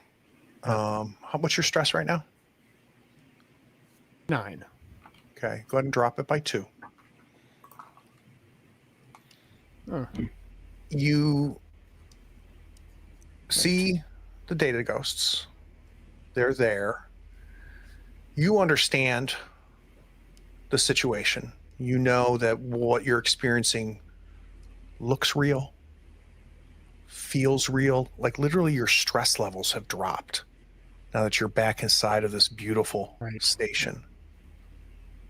And the plan was to then try to take it back off again. Yep. Let's do that. I need a sanity save as you take it back off and are dropped back into reality.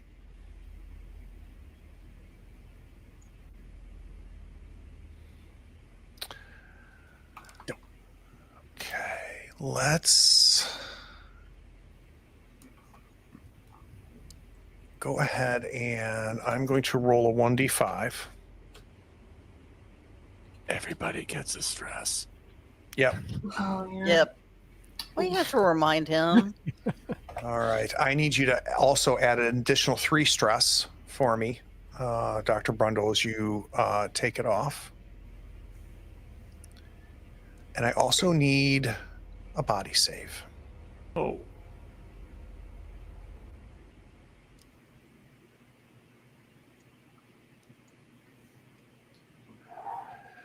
So there's a physical effect here too, as the wounds that you have, those pains that you have, immediately flood back in. So the soreness of the fight suddenly comes back again, like a train hits you. So in VR, you feel great, feel very healthy. But now that you take that back off again, it's like, oh God, that hurts. Oh, my bruise. But you made your body save, so you will not take any damage. So just so the other 3 of you know, your stress will drop when you log back in. But when you log off, which apparently we've discovered you can voluntarily do, keeping your wits about you, you are going to need to take a sanity save or take stress, and you are also going to need to take a body save to not take damage to your health. Because it is a very traumatic thing to just take that mask off. So, but the experiment... I relay all that data. Yep. The experiment was successful. My concern is, and I have to bring this up, the longer that we're in VR, are we going to get more stress more trauma. Because, that was, 30 seconds a minute? And he got pretty damaged. What happens if we do it for 2 hours and 45 minutes? But we're going to lose Beex. We have to try. Exactly. All right, what are we doing? We need to get Bex out of this room that we just barricaded into the hallway. Don't feel up for crawling through the vents, guys. We would need someone to go. If more than one, we only got one headset here, right? So we would have to go back and retrieve other headsets, which you can do. Just somebody can crawl up and go through the vents and get back to the labs and grab them.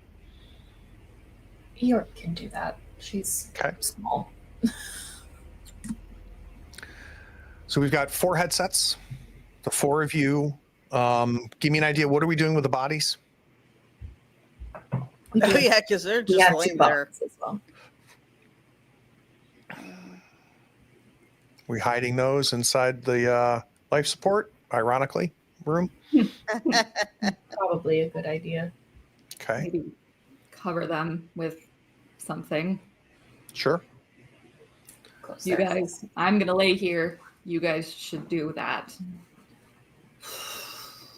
So who's putting on headsets?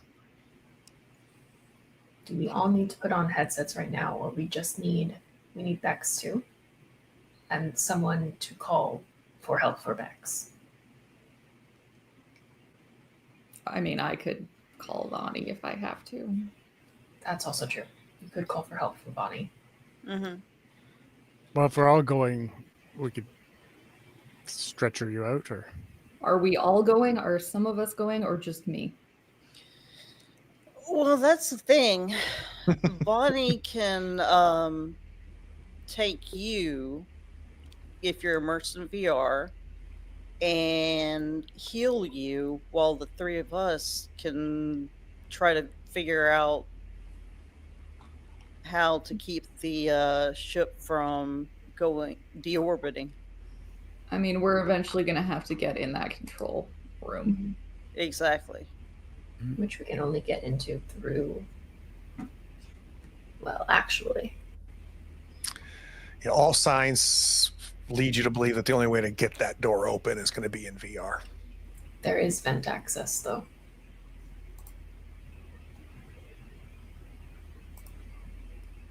Well, I should be far away when we put that headset on from y'all.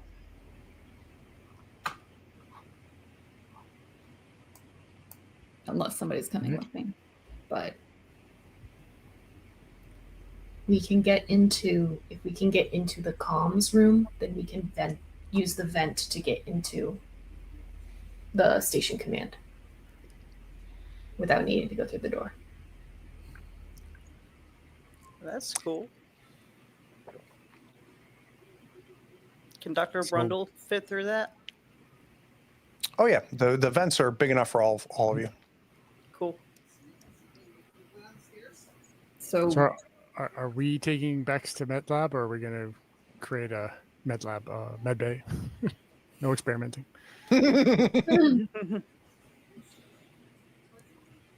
I guess as a Dr. Brundle, I'm a little concerned if maybe we could just bring Bex in there, behave like everything's totally normal, and go about our business.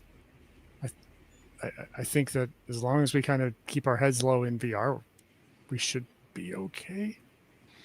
Yeah, and just another reminder too is that when you are data ghosts, you are targets. yeah. Dang it. Mm-hmm. Except that we're data ghosts. So all of us? All of us. Yeah, I think so.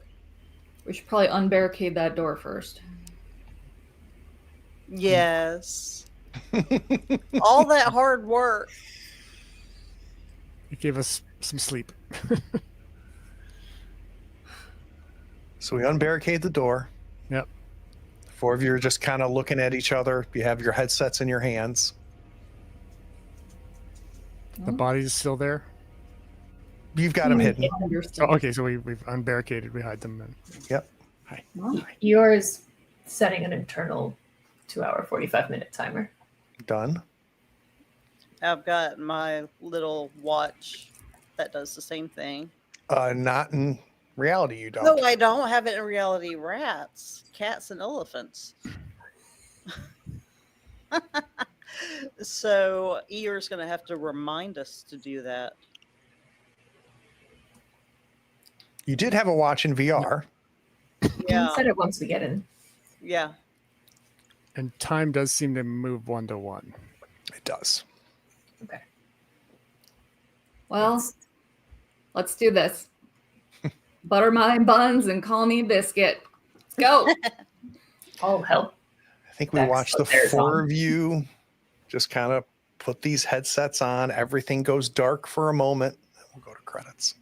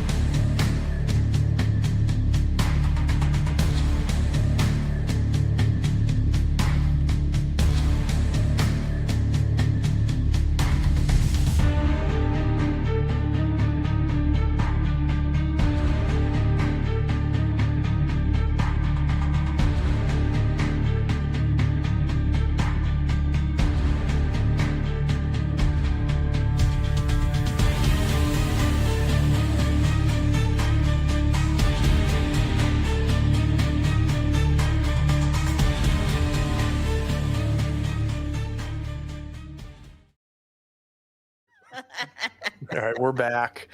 We were saying during I was not optimistic Bex was going to see the end of this episode. I'm very happy that they made it, DK. But in all full transparency to everybody, I've already talked to DK, and this extends to everybody. Is if we lose characters and we're not towards the very end of this scenario, we're going to have you inhabit and take on a new character, and we'll figure out exactly why they're able to meet up with you guys and catch up with the other three. So we might lose some characters. We're not going to lose players as we go through this.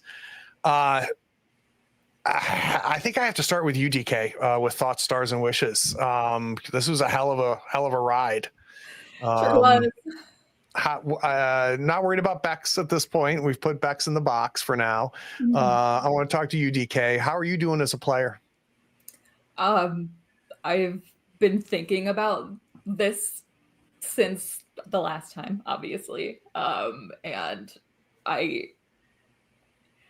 just visualizing what was happening when we first sat down, I could already feel like my adrenaline spiking a little bit. And now, like, I'm glad Bex has a healthy enough ego to not be like, oh no, just go on without me. But they're like, you assholes aren't going to be able to do this on your own. yeah, I felt like, oh, you're so out of your league with this. But that moment where Eeyore's just standing over me was so the system is brutal. Yeah. Being fairly new to Mothership, a couple episodes now. So it's it's living up to its name. I wish there was some sort of dice jail we could do for virtual dice, because those early rolls were not helpful. Yeah, I think one of the things you learn very quickly with Mothership is avoiding combat. Mm-hmm. Because it's fast and it is brutal. Mm-hmm. And you are at the whim of the dice gods, and your stats aren't that great in Mothership, right? It's a percentile system, so when you're looking at your stats, that's your percent chance of succeeding. It's not great, Jim. It's not great. Do you, DK? Do you have a sense of maybe what's happening or what's going? Like, what do you think is going to play out here? as we put on our 4 headsets? I'm pretty worried about losing touch with reality, not leaving somebody out to be the guardian. But I understand it seems like most of what we need to get done right now is in that VR, especially getting us out of this descent. And, you know, some medical intervention would be nice too. It's just the interaction of the Robbies is brutal. I'm less worried about the survivors if there are more in their headsets than I am about the Robbies. Yeah, the Robbies are brutal. Yeah. So I do like the idea of us going in and having the Sarge being more or less in charge of the Robbies. So that could be very helpful. I still don't trust the doc. Just that's a whole other topic. But did not engender or ingratiate yourself to me too. So we have a sense of what some, if not all, of the crew looks like outside of VR, right? If this crew appears to be actual people, not much different than the 4 of you. How you ended up here is not clear. How they ended up here is not clear, but it appears to be that other crew members were just like you, wearing headsets and living in this virtual reality. Do we have any thoughts or theories about kind of the other entities? Like, do we have a sense of it? Are we expecting to see Emma in a headset if we were to drop out of reality, or Luke or Paul? I am very suspicious of Luke and Paul in the first place. Well, I liked Paul a little more, but yeah, at this point, I'm fairly certain there's a corporation just watching us, and it's, you know, business, it's leadership. They're can't be trusted. They don't have my best interest at heart. I'm seeing less and less space between Bex and DK here. Yeah. We have to project some personal things. No, that's why we play TikTok in the first place. So wishes is pretty obvious, right? You guys are hoping that we can get Bex in fighting shape. We're hoping to stop the decaying orbit, and for our 4 characters to head off safely in the sunset. I want to talk about wishes a little bit different. Like, what would you want to find out more of? What do you want to uncover here, DK? I guess the motivation of the layers of reality and a firmer grasp on the reality. Like, are there more layers here? Are we in how deep does this rabbit hole go, and why? Stars. What really stood out for you, DK? Where was the moment that you were most in game? I'm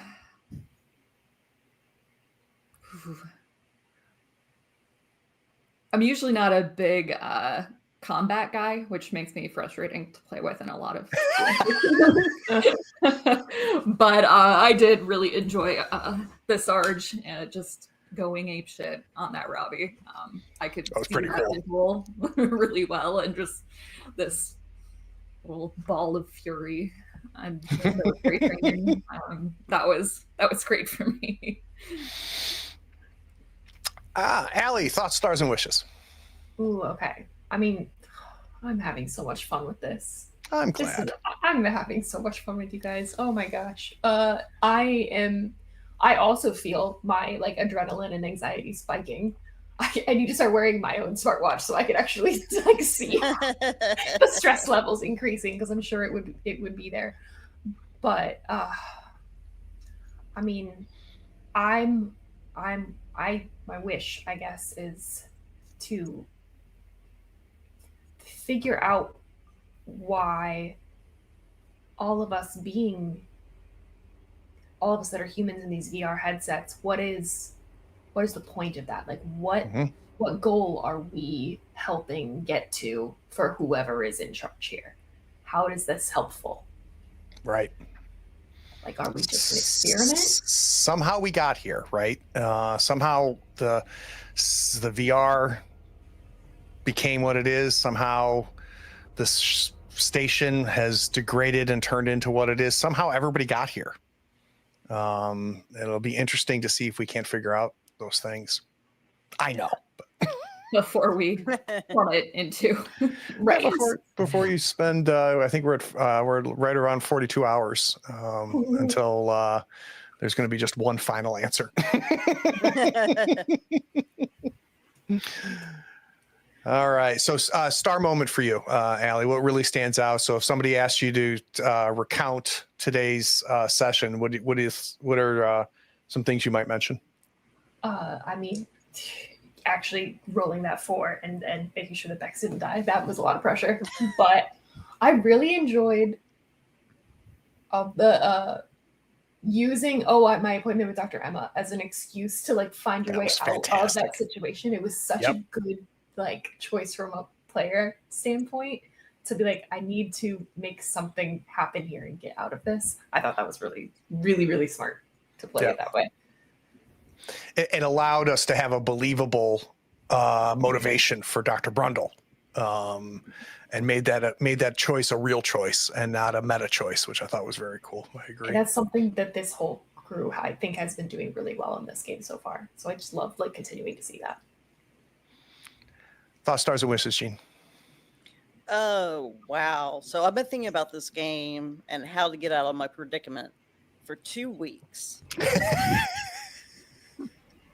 Did it play out the way you planned? Yes, it did. I was impressed. Good. But happy. Yeah, so I was talking to friends and they're like, oh, if you hit somebody here, they're gonna die. And so the last 2 weeks have been everybody's worried about you. Exactly. How can I kill something? How can I kill a personoid? Yeah, so that was my thoughts. So between now and the next session, what do you think you're going to be talking to everybody about? Oh, killing that android because it was such an obsession.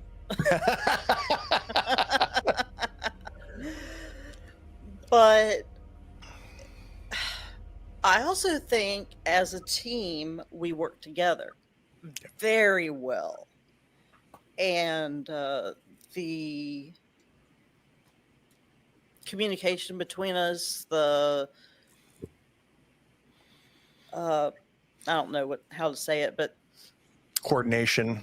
The coordination, yeah. I think we're doing really well as a team too. I've been telling everybody to watch the show because of the twists and the turns and I think another thing that we haven't even really talked about, but is interesting, is that the 4 of you are in different jumpsuits than everybody else that you've seen, but the 4 of you share one and share the same patch, this Pegasus patch. So like, I'm curious who the hell the 4 of you even are. Mm-hmm. Are you in fact Sergeant Robles? I don't know if we know that answer, which is interesting. All right, last but not least, Rob, thoughts, stars, and wishes. Yeah, knowing how deadly this is, that carnage was pulled off successfully and without fatality. That's probably not terribly likely, but it also worked really well. Like I think that maybe that's the wrong lesson to take away from Mothership, is to mix it up a little bit. But it's nice that it wasn't just sort of a predetermined that was the end of us all. Like it was quite exciting to come out of the other end of that. Yeah, I mean, I talk about with Mothership that you're going to want to avoid combat, but you're not going to avoid it forever. Right. It's just the nature of the system and the setting and stuff. You're going to be mixing it up. It's just a matter of, do you want to do it 4 times or 15 times? And I think the answer is maybe 4 times. What stuck out for you, Rob? What worked for you in today's session? Yeah, lots. I guess I really like the Bexor, the appeal to believe in me, and then also Bex just taking that to the next level and believing deeply in themselves. Yeah. Yes, I believe in you to save my life, and I believe in me to save all of you. So much faith. Just give me heal. It's fine. Oh, that's great. That's great. So a couple things happening here on the channel. We are not back in 2 weeks. We're going to be back in 4 weeks. I'm taking my little kid camping in 2 weeks. So we won't be playing 2 weeks from now. We'll be back on the 17th of May, about a month from now. So it'll give Gene enough time to be obsessed about something else before we come back.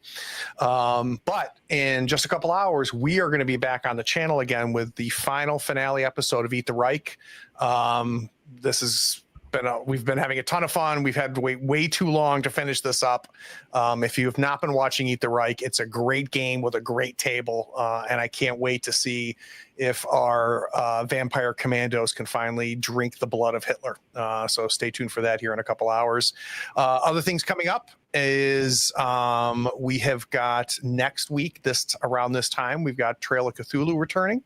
Another long-running game that has got Brian as guest GM. He's doing an incredible job. I'm having a ton of fun there. Things on the horizon. Make sure you go to the channel and look at some of the upcoming streams. We've got Crawling Chaos coming in May, which is going to be a one-shot where there's one player and 4 GMs. And it is a true Lovecraftian horror game. What's interesting about Crawling Chaos is when you read H.P. Lovecraft is typically about one narrator, right, being torn through and ruined by the end of the story. But when we play like Trail of Cthulhu and Call of Cthulhu, the first concede we make is that we have a party of investigators. What's really interesting about Crawling Chaos is it really tells a true Lovecraftian story. There's one narrator, and then there are 4 architects that are trying to destroy that narrator in the same way a Lovecraftian story does that as well. So if you want to see me get beat up, you're definitely going to want, because I'll be the narrator, you're going to want to watch that. I said it during the credits. I really love the 4 of you as players. Some of you we've played before. Some of you, this is the first time we've played. I think we're doing a bang up job with this. So I do appreciate that. And I hope I see some of you at Eat the Reich here in a couple hours. Take care, all.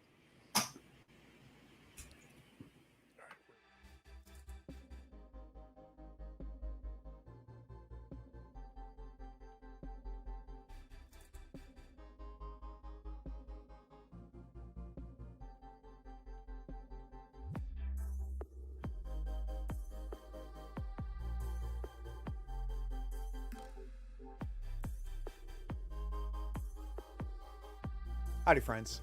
Thank you for watching.